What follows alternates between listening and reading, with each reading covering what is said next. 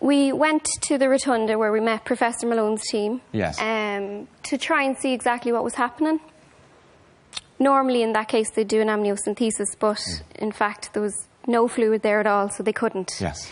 So it seemed that their machines were a lot clearer. I could see them a little bit clearer and make out things and fingers and toes,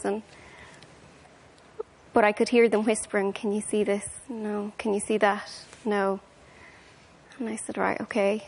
I knew what was coming. I knew what was coming. We had a day or two before we got to the rotunda to kind of go, I really do feel something's not right, and I think we really need to prepare ourselves to be told what we think we're going to be told.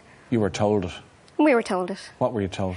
So Professor Malone and a member of his team took us into a room and said, "Look, basically, there's too many things wrong that can make your baby survive. And with the combination of these anomalies, it is most certain that your baby's not going to live past birth. If you get to term, he won't live past birth." So this is a case, if you like, of the fatal fetal abnormality that we hear about and read about so often in the papers. And here you were in the centre of what was a nightmare. I mean, where were you when hearing the news? Vin, you were there watching this unfold, obviously, as well, as Michelle was describing it there. Yeah. What were you thinking as all this was going on? Not thinking an awful lot, to be honest. Yeah. Just feeling an awful lot, and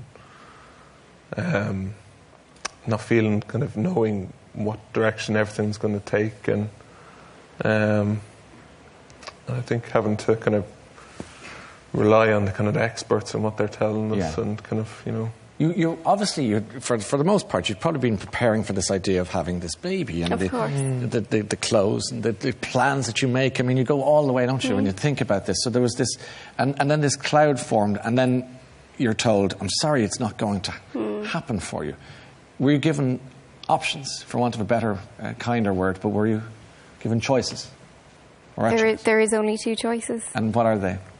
You can stay and you can continue your pregnancy, or you can travel to Liverpool or England for termination, medical termination. Very stark, very cruel. That's your choices, yeah. Now, on programmes like this, you're nearly always obliged to talk about the repeal of the eighth. You talk about terminations and pro-life and pro-choice and so forth. But I understand that neither of you have any interest in any aspect of the political dynamic or element of this debate. Is that right? And you want to make that quite clear to viewers in case they think that you have an agenda or that you have something to say, that this is just your personal story.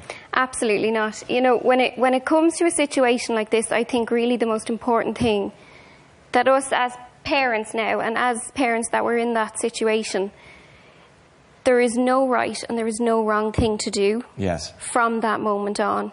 The right thing to do is what is right for you and your unborn baby. And we spoke to three women who had fatal fetal abnormalities and went and terminated. And were all in that awful pain, in the same way you were faced with the same choice. But you chose what? To continue. To bring the baby to... What we actually did is we sat down and we said, what are we going to do and how are we going to do this? And I suppose we were lucky enough to be in a position where we could continue. It didn't... We just decided, do you know what? This baby's going to decide what's happening. We handed over power. We said, Jelly Bean at the time, we didn't know it was Jamie. We said, do you know what, Jelly Bean? You decide when you come, how you come, whether you're asleep or not, and we're okay with that. And I think that's what made it okay, because we just left it up to him.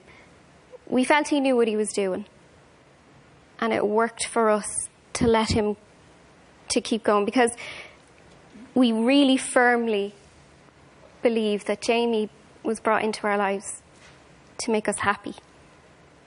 He wasn't brought into our lives to make us sad. Tell me about